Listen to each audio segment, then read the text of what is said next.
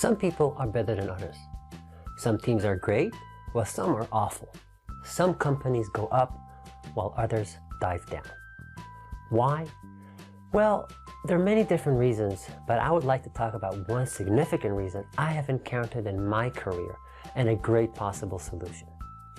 All companies face challenges. It's simply the nature of the beast we call business.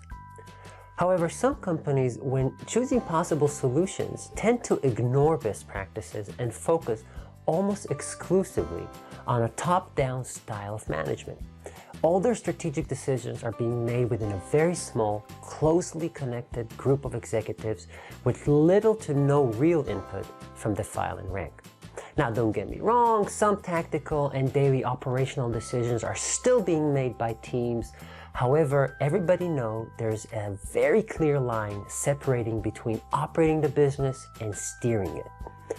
The problem with this approach to solving business challenges is that as a leader, you're limiting yourself to a narrow set of data for any possible solution.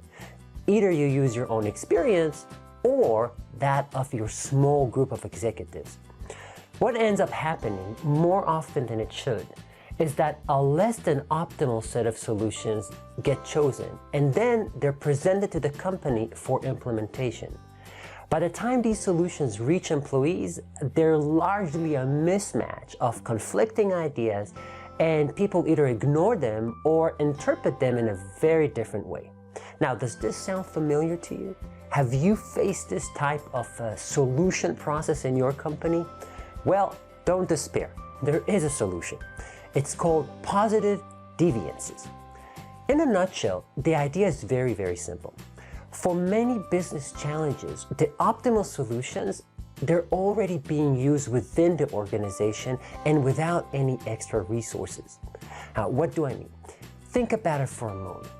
In every company, there seems to be some people and teams that, without receiving any special treatment or special resources, are simply doing better than everyone around them. They are more productive, they have better sales numbers, they close more support tickets, their projects run smoothly. The idea behind positive deviances is that as a leader, you must find these individuals and learn from them. What is it that makes them better? In effect, as a leader, you're saying, you, the person who does this every day, the person who will have to implement any strategic decision that I make, what is it that you know that I am not aware of? You're already doing a great job, so now please teach me. Well, this might sound a lot simpler than it is. It requires two things which are not easy to come by. One is a leader who is willing to admit that they don't know everything. Two, a trust relationship between leadership and employees such that the positive deviances are going to be willing to openly share their knowledge without the fear of being dismissed or, even worse, being made fun of. There has to be a willingness within the company for bottom-up management. That's a style of management where leadership is open to learning from employees. And I mean really learn, not lip service type of town hall meetings Q&A. If you have this type of leadership in your company, the potential benefits from positive deviances is very significant. Here's a quick recipe for what you should do. First, clearly define the problem you want to solve. For example, don't say increase sales or reduce project delivery times.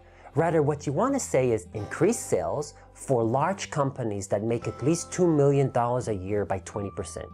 Or reduce project delivery times for web and mobile implementations so they're no more than 4 months. The more specific you are, the better. Since the people you're asking to help you, the positive deviances, these are people of action. They get things done, they want specifics. 2, identify within your organization the relevant positive deviances that can help you solve your challenges. These individuals or teams are usually very easy to spot. They have a track record of success, they don't require any special resources, and they get things done. Now, be careful. Do not be fooled by those people who make a lot of noise, but in reality, they don't get anything done. They just know how to take credit. Many positive deviances are actually quiet. They're introverts. They don't waste time on internal politics and impression management. They can't do that. They need to get work done.